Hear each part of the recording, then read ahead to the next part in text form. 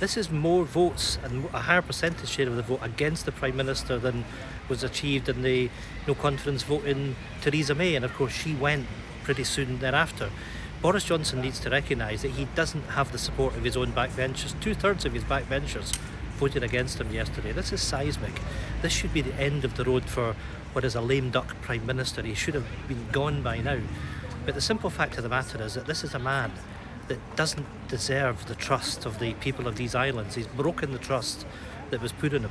He's the only Prime Minister that's ever been caught breaking his own laws. He's been sanctioned by the police. He simply doesn't deserve to be in office. And my message to Boris Johnson is if he doesn't go of his own accord, then he's going to find that he's going to be removed from office one way or the other. I'd say to Tory MPs, they've got to take their own responsibilities for this. But if not, we've got the Privileged Committee coming down the road. Let's look at the facts. We know that the Prime Minister broke the law. We know that the Prime Minister attended parties which were legal in Downing Street. We know that the Prime Minister has continually lied to Parliament. We know that this Prime Minister has broken the ministerial code. That's a resignation matter. It's an open and shut case. So the Privileges Committee will do its job if Tory MPs don't do over the coming period. But quite simply, this is a man that doesn't deserve to be in office. Why don't you think he's left post yet? Because he's so thrawn, as we would say in Scotland, that he thinks he can tough this out. He is the slippery pig that's been referred to. He simply doesn't accept that he has to be held accountable just the same as everyone else would be. And we had the spectacle yesterday where he told the Tory MPs, the 1922 committee, that he would do it all over again. Let's just dwell on that. That's a Prime Minister that said that he's quite happy to engage in illegal parties. The laws that his government passed are for the little people.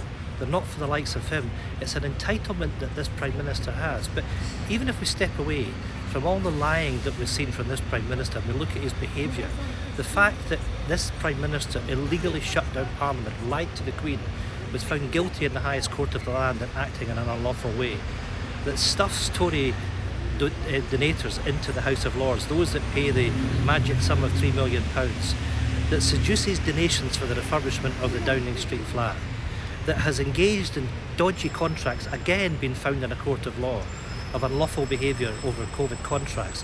There's a pattern of behaviour of a Prime Minister that treats the office of Prime Minister as a personal plaything, that the rest of us don't count. He can do as he pleases, and quite simply, this man is a danger to democracy. He has to be removed, but he isn't going to go of his own volition. He likes the trappings of power.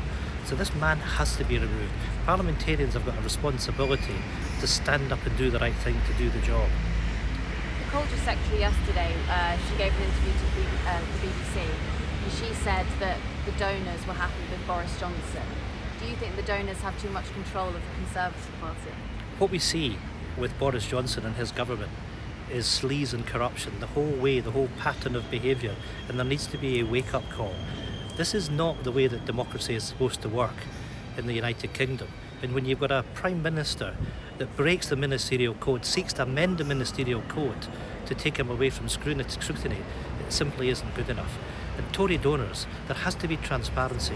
You cannot have a queue of Tory donors that on the basis of giving a particular sum of money end up in the House of Lords. That's not democracy.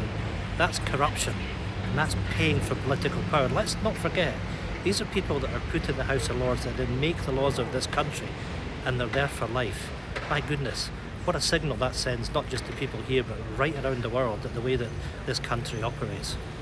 Do you think that Boris Johnson is encouraging the independence movement? Look, at the end of the day, the Scottish Government has a mandate for an independence referendum.